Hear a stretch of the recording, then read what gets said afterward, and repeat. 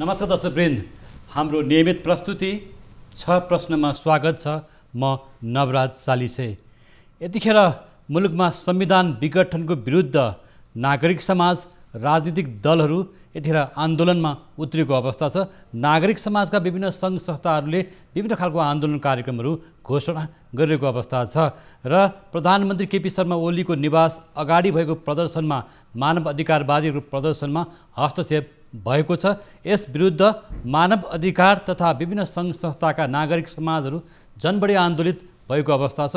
तेस्रो चरणको आन्दोलन आवश्यकता छ भन्न थालिएको छ र संसद विघटनको विरुद्ध भइरहेको नागरिक समाजको आन्दोलन कहाँसम्म पुग्दैछ, यो आन्दोलन पछाडिका कारणहरू के हुन सक्छन् भन्ने विषयमा विभिन्न खालको कोणबाट व्याख्या विश्लेषणहरू भइरहेको छ र संसद विघटनको मुद्दा कसरी छिनोफानो होला यति बेला भन्न सकिने अवस्था छैन। सर्वोच्च अदालतमा मुद्दा विचाराधीन अवस्थामा रहेको छ। के सरकारले भने जस्तो निर्वाचनमा मुलुक जान सक्छ त, या मुलुक मुठभेडको अवस्थामा जान थालिएको छ? नेकपाका शीर्षस्थ नेताहरू नै एक आपसमा गाली गलौज गरेर आपसमा मुठभेडको अवस्थामा गएको अवस्थाप्रति नागरिक समाजले कसरी हेरिरहेको छ भन्ने विषयमा आज हामी छलफल गर्नेछौँ। आज हामीसँग नागरिक समाजका अगुवा तथा मानव अधिकार तथा शान्ति समाजका अध्यक्ष उत्तम पुडासैनी अहिले हामीसँग जोडिनु भएको छ। यहाँलाई स्वागत छ। धन्यवाद। आरामै हुनुहुन्छ? एकदम ठिक छ। यहाँहरू त पछिल्लो दिनहरूमा निकै आन्दोलनमा उत्रन थाल्नु भएको छ होइन? यस्तो मानव अधिकार शान्ति समाजको भूमिका काम जस्तै छर्लङ्ग छ।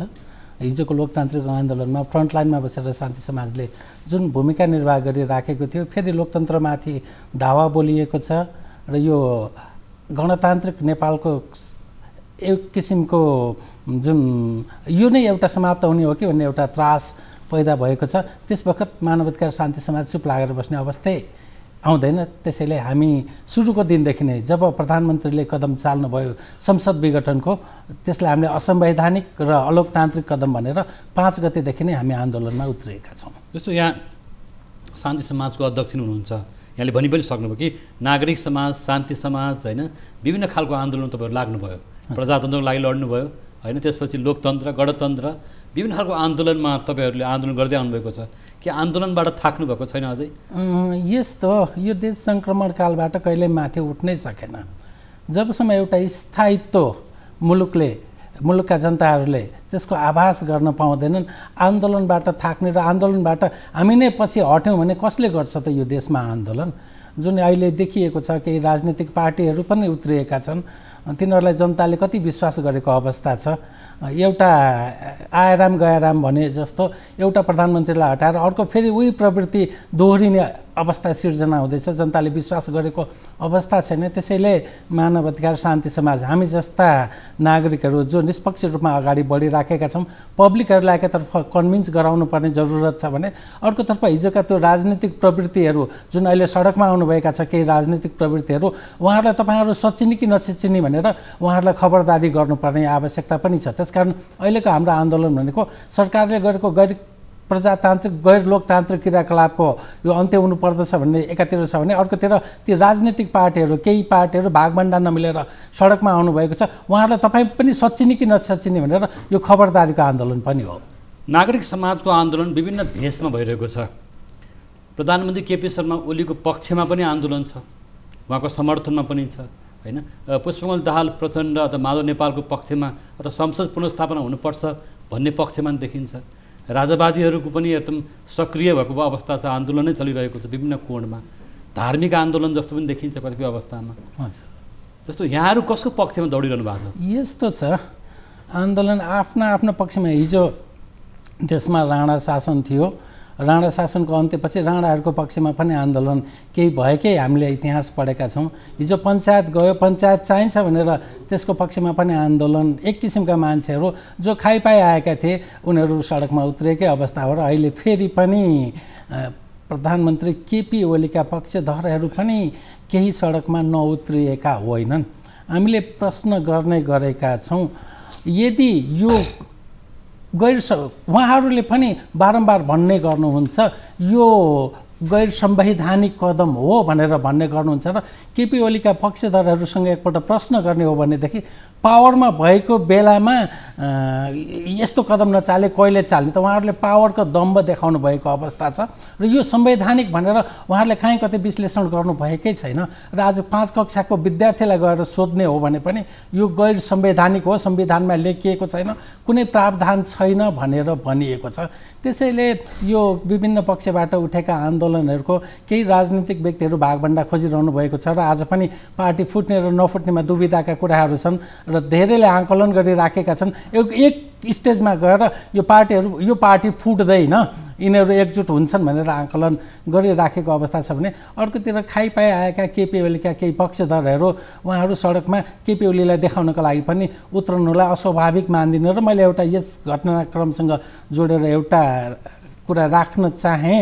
हामी यही आन्दोलनको क्रममा माघ 3 गते विराटनगरमा थियौँ र केपी ओलीका एकदमै नजिकका एकजना, मैले नामै लिएर भन्न चाहेँ, मोहन बस्नेत विराटनगर नै पुग्नु भएको थियो र उहाँले भन्दै हुनुहुन्थ्यो अब सङ्घीयताको जमाना रहेन, सङ्घीयताको बारेमा भन्दा पनि अब स्थानीय निकायहरू ज्यादा सक्षम भइसकेको हुनाले अब यो सङ्घीय संरचना खारेज गरेर स्थानीय निकायहरूलाई त्यसको जिम्मेवारी दिनुपर्छ भन्ने अभिव्यक्ति अगाडि राख्नु भएको छ। यसबाट प्रश्न हुन्छ केपी ओली कुन बाटोमा जाँदै हुनुहुन्छ र उहाँका समर्थकहरूले कुन लाइन समात्नु भएको छ भन्ने कुरा स्पष्ट हुन्छ। जस्तो यहाँहरूको जीवनमा पनि यहाँले धेरै पटक आन्दोलन गर्नुभयो होइन, र हिजोको बालटार अगाडिको आन्दोलनमा मानवाधिकार कर्मीहरूको प्रदर्शन रह्यो।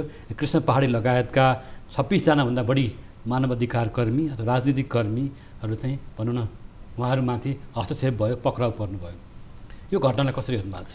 यस्तो हामीहरू बारम्बार मैले यहाँलाई भनिसकेँ, यो संसद विघटन गर्ने बित्तिकै हामी 5 गते हाम्रा साथीहरू विभिन्न जिल्लामा यो संसद विघटनको विरुद्ध आवाज उठाउनु भयो। जस्तै रूपन्देही, दाङ लगायतका जिल्लाहरूमा तत्कालै प्रधानमन्त्रीको कदम पश्चात हामीले 6 गते सिंहदरबार घेराउ कार्यक्रम, यसलाई संसद विघटनलाई फिर्ता लिनुपर्छ, यो गैर संवैधानिक हो, अलोकतान्त्रिक हो र यो प्रधानमन्त्रीको लहर र प्रधानमन्त्रीको सनकमा भएको हो भनेर हामीले जुन किसिमको अभिव्यक्ति राख्यौँ र त्यस बखत पनि हामी गिरफ्तारीमा परेका थियौँ र हिजोको चाहिँ एउटा फरक परिवेशमा हामीहरूले यो जुन एउटा प्रदर्शन कार्यक्रम राखेका थियौँ त्यसमा चाहिँ प्रधानमन्त्री केपी ओलीले जुन संसदलाई नभनौँ अदालतलाई प्रभावमा पार्नको लागि विभिन्न किसिमका अभिव्यक्ति र आफ्ना कार्यकर्ताहरूलाई आश्वस्त तुल्याउनको लागि हामीले सेटिङ मिलाइसकेका छौँ। सबैतिर हामीले सेटिङ भइसकेको अवस्थामा ढुक्कसँग निर्वाचनको लागि तयार हुन भनेर आग्रह उहाँले गरिरहनु भएको छ। यसको मतलब अदालतलाई प्रभाव पार्न खोज्नु भएको छ। उहाँहरू त्यो किसिमको प्रवृत्तिका विरुद्ध हामीले हिजो एउटा बालुवाटार घेराउ कार्यक्रम, बालुवाटारमा एउटा प्रदर्शन गरेका थियौँ र त्यसमा प्रहरीको अलिकति केही ज्यादती भयो, त्यसलाई हामीले अन्यथा लिएनौँ। जबकि यो देशको संसद नै विघटन गर्न उद्धत प्रधानमन्त्रीले मानवाधिकार कर्मीहरूमाथि जुन किसिमको एउटा हटकण्डा अपनाउनु भएको छ त्यसलाई प्रहरीहरूले निकै संयमता अपनाउनु भयो र हामीहरूलाई कम्तीमा लाठी चार्ज हामीहरूको साथीहरूलाई गर्नु भएन। यद्यपि कृष्ण पहाडी केही क्षण उहाँ ढल्नुभयो, अलिकति बेहोस जस्तै हुनुभयो र हामी माथि पनि निकै ठुलो दबाब सिर्जना गरेका थिए र प्रहरीको धैर्यतालाई हामीले सकारात्मक रूपमा लिए पनि त त्यो आन्दोलनमा लड्नुभयो होइन, घाइते हुनु। हजुर, त्यसमा म करिब 3-4 मिनट म बेहोस नै भइछु र साथीहरूले जुन पानीहरू छम्किनु भयो त्यसपछि म होसमा आएको थिएँ र त्यसमा धेरै साथीहरू घाइते पनि हुनुभएको छ। एउटा कुरा भन्नुहोस् न, जस्तो यहाँ एमनेस्टी इन्टरनेसनलको पनि डेपुटी डाइरेक्टर भएर काम गरिसक्नु भएको छ, अन्तर्राष्ट्रिय मानवाधिकारको अवस्थालाई पक्षलाई पनि बुझ्नु भएको छ होइन। हजुर, नेपालमा एउटा लोकतान्त्रिक गणतन्त्र स्थापना भइसकेको अवस्थामा एउटा बहुमत प्राप्त जनताको म्यान्डेट लिएको 2/3 बहुमत प्राप्त सरकारले एउटा हठात संसद विघटन गर्यो भन्ने तपाईँहरूको एउटा आवाज, नागरिकको आवाज छ कि यो अन्तर्राष्ट्रिय समुदायलाई नेपालले यो अवस्थामा नेपालको अवस्थालाई कसरी लिइरहेका छन् त? यो यस्तो छ, हामी कहिल्यै सङ्क्रमणकालबाट माथि उठ्न सकेनौँ।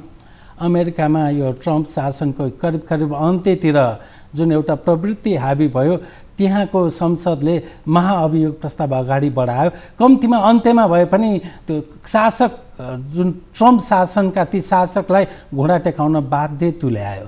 उनीहरू एउटा विधिको शासनमा अगाडि बढ्छन्। हाम्रो सन्दर्भमा जुन प्रधानमन्त्रीले कदम चालिरहनु भएको छ यसमा धेरै संशयहरू देखा परेका छन्। जस्तै सेटिङका कुराहरू, बिहान संसदको घाँटी निमोठेर साँझ उहाँले संवैधानिक निकायमा नियुक्तिहरू जुन गर्नुभयो, यसले गर्दा हामी कतै एउटा गलत बाटोमा त लागिराखेका होइनौँ। सेटिङ भन्नाले कस्तो खालको सेटिङलाई तपाईँले औलाइरहनु भएको छ? जस्तो निर्वाचन आयोगले उहाँलाई मिलेर आउनुहोस् भन्ने खालको एउटा म्यान्डेट सन्देश दिएको छ होइन, अदालतलाई पनि विभिन्न खालको कोणबाट दबाब पनि परिरहेको छ। सेटिङ भन्नाले कस्तो सेटिङ? जस्तो कि मैले सङ्केत गर्न खोजेको निर्वाचन आयोगको भूमिकालाई अहिले नै हामी आलोचना नगरिहालौँ, यद्यपि केही संशयहरू बाँकी नै छन्। र अदालतका सन्दर्भमा पनि कतिपय अवस्थामा अदालतका न्यायाधीशहरूले हामीलाई प्रेसर पुगेन, दबाब पुगेन भन्ने जस्ता कुराहरू पनि बाहिर आएका छन्। कस्तो दबाब चाहिएको हो, जबकि संविधानमा स्पष्ट रूपमा लेखिएको छ संसद विघटन प्रधानमन्त्रीको अहिलेको यो राइट्स अधिकार होइन, केही प्रक्रियाहरू पुरा गरिसकेपछि मात्रै विघटन गर्न पाउने प्रावधानहरू छन्। र यसमा जुन किसिमको एउटा प्रवृत्ति देखा परेको छ, र जस्तै हामीले भन्न सक्छौँ त्यो प्रधान न्यायाधीशज्यूले त्यो बेन्चमा राख्नुभएका ती मान्छेहरू, त्यो सिनियर न्यायाधीशहरूलाई बाहिर राखेर जुनियर न्यायाधीशहरूलाई त्यसमा राख्नुभएका कुराहरू पनि छन्। र अर्को, यसको फुल बेन्चमा किन गइएन? विगतका प्र्याक्टिसहरू छन्, जम्मा 5 जनाको मात्रै त्यो बेन्चमा किन लगियो भन्दाखेरि त्यहाँ धेरै अदालतको कार्यक्षेत्रभित्र अहिले बोलि नहालौँ, तर त्यहाँभित्र धेरै संशयहरू, धेरै शङ्का गर्ने ठाउँहरू चाहिँ उहाँहरूले दिनुभएको छ। र यसलाई पब्लिकले, खास गरी यो मानवाधिकार क्षेत्रका र यो राजनीतिक क्षेत्रका जानकारहरूले सेटिङकै रूपमा हेर्ने गरेको हामीले पाएका छौँ। एकातिर यहाँहरू सेटिङ भन्दै हुनुहुन्छ, प्रधानमन्त्रीको पक्षका नेताहरूले निर्वाचन जान तयार हुनुहोस् न त होइन, घेराबन्दी गरियो, काम गर्न दिएन भन्ने पनि ओली पक्षको भनाइ छ। यस्तो छ, यो उहाँहरूको यो आफ्ना किसिमका तर्क होलान्।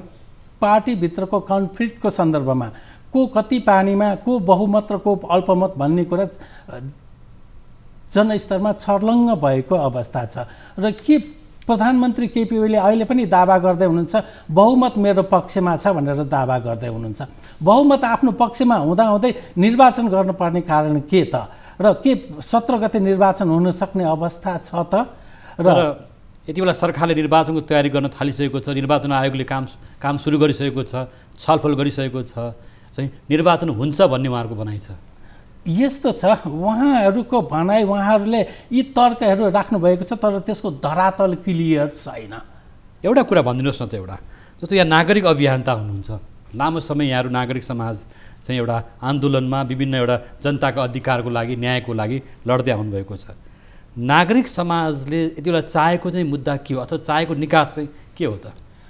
नागरिक समाजले चाहेको निकास, नागरिक समाजले चाहेको मुद्दा भनेको स्थायित्व नै हो।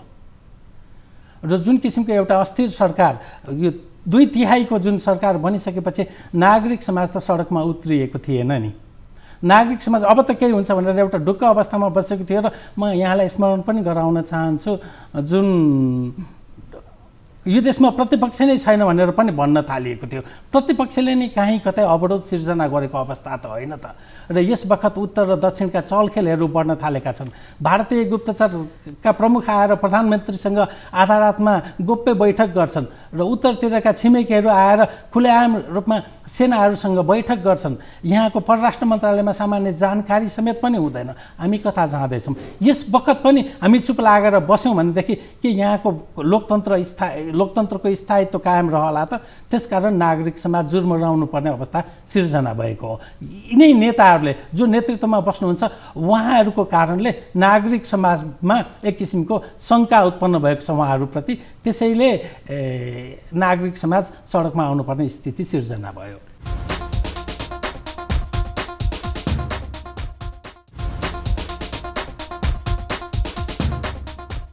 अब नागरिक समाज पनि एक आपसमा अब भनौँ विभिन्न राजनीतिक पार्टीसँग जोडिएको पनि छन् होइन।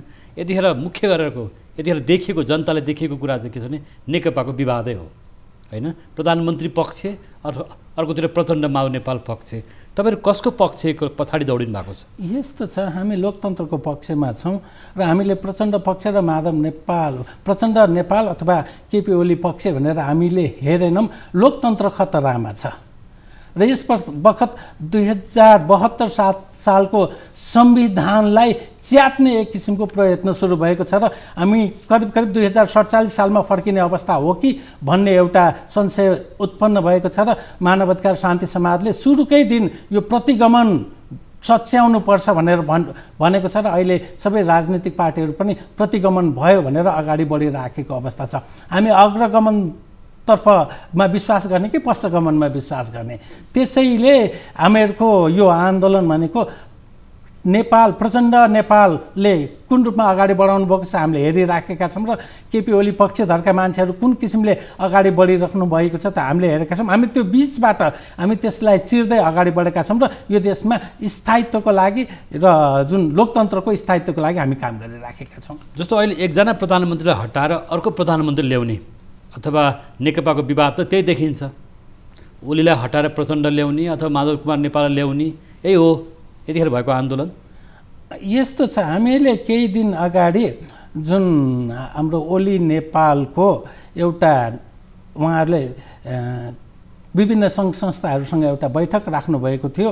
मानवाधिकार शान्ति समाजको स्पष्ट धारणा थियो तपाईँहरू सच्चिनुपर्छ, किन यहाँ बोलाउनु भयो हामीलाई? हामीहरूले केपी ओलीलाई हटाएर प्रचण्ड झलनाथ अथवा केपीलाई स्थापित गर्ने आन्दोलनमा हामी सहभागी हुँदैनौँ र तपाईँहरू सच्चिनुपर्छ। अहिलेसम्म गर्नुभएका गल्तीको आत्मआलोचना गर्नुहोस् र केपी ओलीलाई आजको अवस्थामा पुर्याउन तपाईँहरू जिम्मेवार हुनुहुन्छ कि हुनुहुन्न, त्यसमा तपाईँहरूले आत्मआलोचना गर्ने कि नगर्ने भनेर हामीहरूले उहाँहरूप्रति पनि आफ्नो औँला ठडाएको अवस्था हो। अबको दिनमा नागरिक समाजको आन्दोलनको चाहिँ भनौँ कता जाँदैछ? जस्तो लोकतन्त्र गणतन्त्र खतरामा छ भन्ने हाल्नुभयो, यहाँकै शब्द सापडे लिएर भन्ने हो भने पनि लोकतन्त्रमा खतरा देखिएको छ, संविधान च्यातिने अवस्था छ भनिरहँदाखेरि यहाँहरूको आन्दोलन चाहिँ कता जाँदैछ? म यहाँलाई केही कुराहरू जानकारी गराउन चाहन्छु। हामीहरूले यो जुन काठमाडौँमा 5 गतेदेखि नै एक किसिमको आन्दोलनलाई हामीले छेड्यौँ र त्यसपछि हामीहरू विराटनगरमा गएका थियौँ। विराटनगरको त्यहाँ बृहत मधेसी नागरिक समाजसँग हाम्रो छलफल भयो। त्यसपछि हामी सिराहामा गयौँ, त्यहाँ पनि मधेसी समाजसँग छलफल भयो। हिजो जुन समुदाय यो संविधान च्यात्नुपर्छ, यो संविधानमा सबैको अधिकार समावेश भएका छैनन्, मधेसलाई अलग्याउने प्रयास गरियो, मधेसीहरूलाई समेटिएको छैन भन्नेहरूले उहाँहरूले राष्ट्रिय गान बजाएर नेपालको सयौँ थुङ्गा फुल्का हामी भनेर राष्ट्रिय गान बजाएर कार्यक्रम सुरु गर्नुभयो र यो संविधानलाई कसै गरी बचाउनु पर्छ भन्ने पक्षमा उहाँहरू हुनुहुन्छ। भन्न खोजेको हिजो केपी ओली प्रवृत्ति यो संविधान बनाउने मान्छेहरू संविधान च्यात्नको लागि उद्धत हुनुहुन्छ, संविधान च्यात्नुपर्छ भन्नेहरू यो संविधान बचाउन भनेर लागि पर्नु भएको छ र यस वखत मधेस पनि राष्ट्रियताको पक्षमा उभिएको छ। त्यसकारण हामीहरूको आन्दोलन भनेको पुरा देशलाई सिङ्गो देशलाई एक ठाउँमा उभ्याएर राष्ट्रियताको पक्षमा एउटा जनमत तयार पार्ने आन्दोलन हो।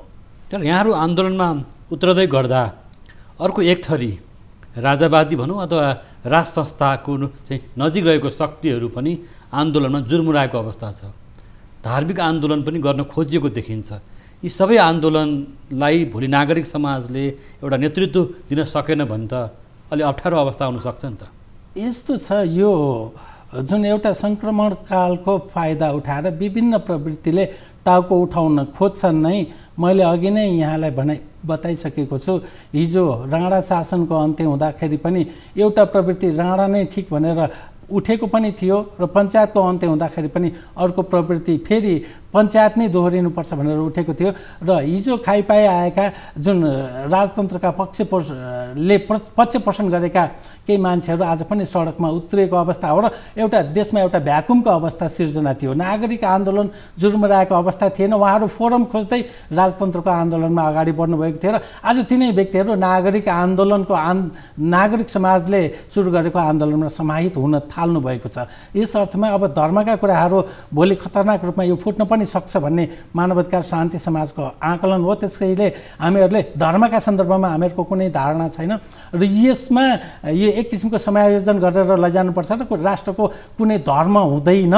त्यसकारण यो धार्मिक विवादमा पर्नु हुँदैन। हामी धार्मिक विवादमा पर्ने बित्तिकै यसलाई सम्हाल्न सक्ने अवस्था छैन भनेर हामी त्यही लाइनमा अगाडि बढिराखेको अवस्था। यहाँहरू आन्दोलित भइरहँदा प्रधानमन्त्री केपी शर्मा ओली जसरी निर्वाचन गराएर जाने मुडमा देखिनुहुन्छ, उहाँ म पनि आमसभा देखाउँछु भनेर उहाँहरूको जुन भाषाहरू जसरी प्रयोग भइरहेको छ नि त, राज्यको ढुकुटीबाट देशभरका होइन आम नागरिकलाई उतार्ने, सोझा सिधा नागरिकलाई सहरमा काठमाडौँमा ल्याउने एउटा प्रतिस्पर्धा उहाँहरूभित्र चलिरहँदाखेरि नागरिक समाजको नि कतै समर्थन भइरहेको होइन?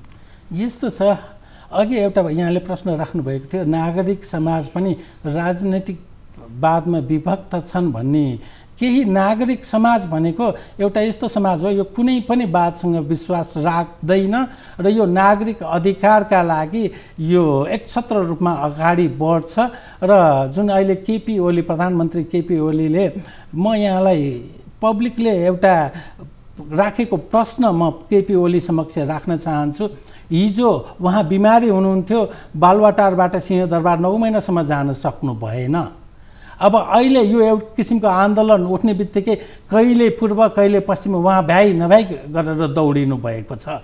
त्यसैले यो एउटा संशय प्रधानमन्त्री केपी ओलीको एउटा विचार र उहाँको शैलीप्रति जनताहरू स्पष्ट रूपमा जानकार छन्। र अब केपी ओलीले अहिले शक्ति प्रदर्शनका नाममा उहाँले कहिले पनि जनताका पक्षमा भनेर आफ्नो शक्ति प्रदर्शन गर्न खोज्नु भएको छैन। उहाँले भन्नुभएको छ 9 गतेको भन्दा 23 गते आएर हेर्नु हाम्रो आन्दोलन कत्रो हुन्छ, पब्लिकहरूलाई उतार्ने। र उहाँको एक मात्र ध्येय अहिले उहाँबाट छुटेर गएका केही राजनीतिक व्यक्तित्वहरूलाई देखाइदिन्छु भनेर लागि पर्नु भएको र यो जनताको पक्षमा हो जस्तो हामीलाई लाग्दैन। हिजोकोमा पनि हामी के कुराको चाहिँ देखिरहेका छौँ भने नेकपाका शीर्षस्थ नेताहरू, पूर्व प्रधानमन्त्री होइन पुष्पकमल दाहाल, प्रचण्ड, माधव कुमार नेपाल जस्ता नेताहरूले चाहिँ केपी ओलीलाई काम गर्न दिएनन् अथवा दिएन भन्ने सरकार पक्षको भनाइ छ। भनेपछि एउटा भनौँ न 5 वर्षको लागि निर्वाचित सरकारले काम गर्न त पाएन नि त, काम गर्न दिएको भए हुन्थ्यो भन्ने पनि नागरिकहरूको आवाज त छ। यस्तो छ, यो हामी संसदीय व्यवस्थाको अभ्यासमा छौँ र यो संसदभित्र कुनै पनि ती किसिमका कुराहरू रिफ्लेक्ट भएका छैनन्। उहाँहरूको पार्टीको आन्तरिक विवाद हो र पार्टीको आन्तरिक विवादका कारणले पुरो संसदलाई बन्धक बनाउन मिल्छ र पार्टीभित्रका गिभ एन्ड टेकका कुरा त पार्टीभित्रै समाधान गर्नु पर्यो नि। उहाँहरू कहिले उत्तर हेर्नुहुन्छ, कहिले दक्षिण हेर्नुहुन्छ र आफ्नो बुतामा होइन उहाँहरू अरूको इसारामा चल्नुहुन्छ। त्यसैले गर्दाखेरि हामीलाई लाग्छ यो भनेको उहाँहरूको आन्तरिक विवाद मिलाउन नसक्नुको परिणति हो। त्यसले राष्ट्र बन्धक बन्नुपर्छ भन्ने होइन। नागरिक समाजको आन्दोलन कतै प्रायोजित छ कि छैन? यो एकदम कहीँ कतै यो स्वस्फूर्त रूपमा अगाडि बढेको आन्दोलन हो र यो कहीँ कतै कसैसँग कुनै किसिमको आर्थिक सहयोगदेखि लिएर कुनै किसिमको इसारामा चल्दैन। म यो कुरा विश्वास दिलाउन चाहन्छु। न हिजो चलेको थियो, न आज चलिरहेको छ र न भोलि चल्नेछ। यो स्वस्फूर्त जनताहरू, जो पीडित जनताहरू हो, उनीहरूलाई साथ लिएर चल्ने आन्दोलन हो।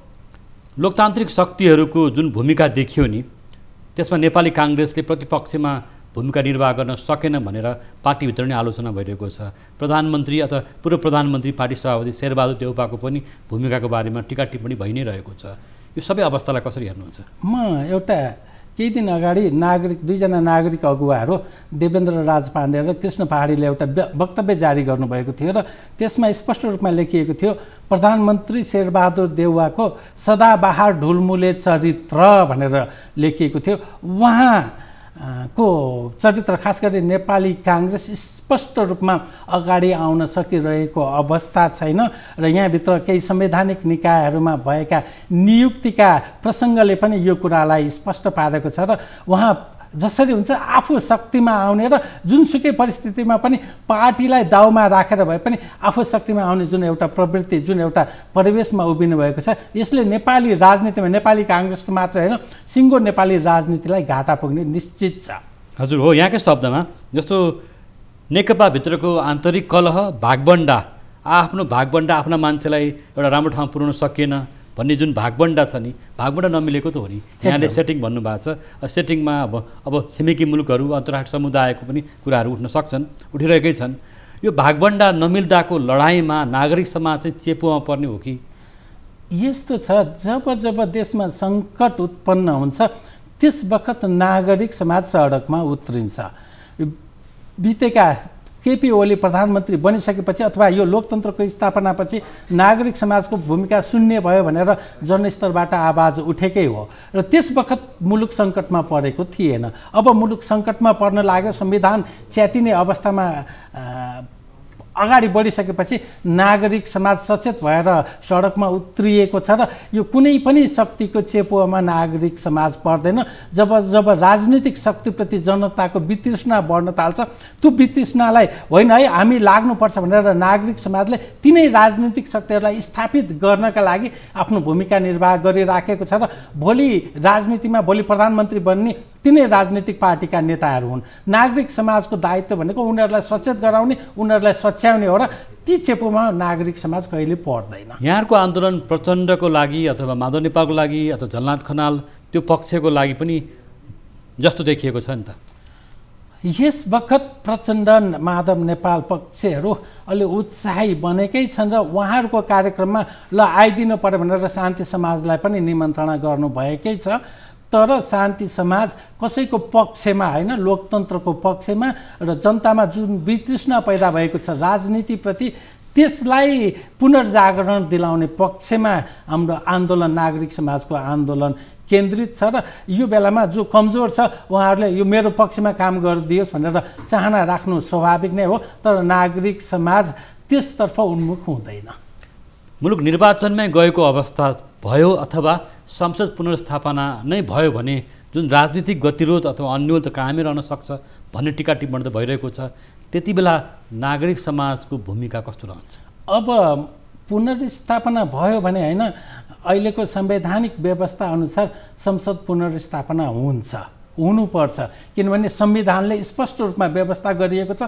यदि पुनर्स्थापना हुँदैन भनेदेखि त्यसपछिका अवस्था कसरी अगाडि बढ्ने भनेर नागरिक समाजले एउटा बृहत छलफल गरेर अगाडि बढ्छ नै। अहिलेको सन्दर्भमा संशय नराखौँ, संसद पुनर्स्थापना हुने कुरामा कुनै दुविधा छैन। त्यसपछि घटनाक्रम कसरी अगाडि बढ्दै जान्छ नागरिक समाज पनि आफूलाई तयार बनाउँदै अगाडि बढ्नेछ। मुलुक निर्वाचनमै गएको अवस्थामा तपाईँहरूको भूमिका के हुन्छ? हामी संसद के अरे अदालतको कार्यक्षेत्रभित्र हस्तक्षेप गर्दैनौँ।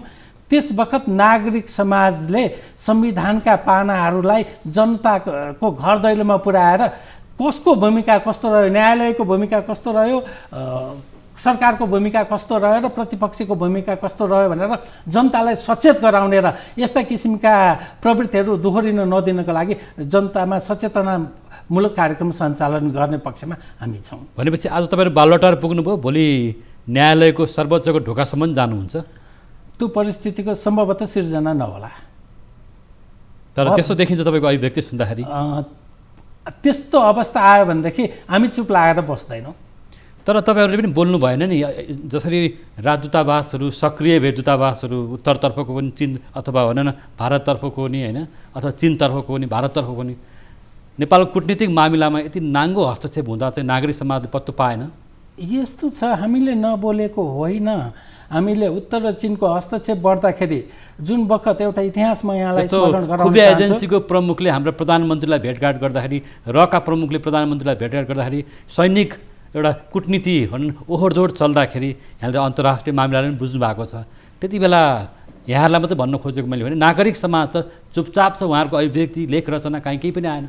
यसमा म यहाँलाई स्मरण गराउन चाहन्छु, जतिखेर भारतीय खुफियाको गोप्य भेटघाट भयो प्रधानमन्त्रीज्यूसँग र चीनको एउटा सक्रियता नेपालको राजनीति खास गरी नेकपामा भएको कन्फ्लिक्टका सन्दर्भमा जुन एउटा हस्तक्षेपकारी राजनीति सुरु भयो, त्यस बखत नागरिक समाज खास गरी मानवाधिकार शान्ति समाजले अब संसद विघटनको सम्भावनालाई औँल्याएको थियो र त्यस बखत नेकपाका मान्छेहरू संविधानमै व्यवस्था नभएका संसद विघटनको कुरा गरेर मानवाधिकार शान्ति समाज राजनीतिलाई धुमिलो बनाउने प्रयास गर्दैछ भनेर हामीमाथि कटाक्ष गर्नुभएको थियो। त्यसकारण हामीले प्रशस्त बोलेका छौँ। सम्भवतः धेरै कुराहरू बाहिर आउन सकेनन्, तर हामीसँग डकुमेन्ट छ, हामीले प्रशस्त बोलेका छौँ। तपाईँहरूको आन्दोलनले राजावादी अथवा राज संस्थाको समर्थनमा जुटेकाहरूलाई पनि सहयोग पुर्याउने छ भन्ने आशा गरौँ। त्यसो नहोला। यो जुन एउटा सङ्क्रमणकालीन अवस्थामा एउटा विप्लव समूह जुन हिंसामा विश्वास गर्थ्यो, उहाँहरू एकातर्फ उत्साही हुनुहुन्छ भने राजतन्त्रका समर्थकहरू अर्कोतर्फबाट उत्साही हुनुहुन्छ। तर जनता सचेत छन् र जनताले के ठिक के बेठिक छुट्याउने छन् र नागरिक आन्दोलन उहाँहरूलाई शक्तिशाली बनाउने पक्षमा आफ्नो आन्दोलनलाई केन्द्रित गर्ने छैन र त्यसतर्फ उन्मुख हुने छैन। तपाईँ आफै पनि एकजना मानवाधिकार कर्मी, वातावरणीय सरसफाइ, फोहोर मैलाको व्यवस्थापन, भनौँ न एउटा पशु पक्षी जनावरको अधिकारको पनि हुनुपर्छ भन्ने अभियानमा नि तपाईँ जोडिनु भएको छ। यो अवस्थालाई कसरी अन्त्यमा यस्तो छ। यो धन्यवाद, यो प्रश्न राखिदिनु भयो।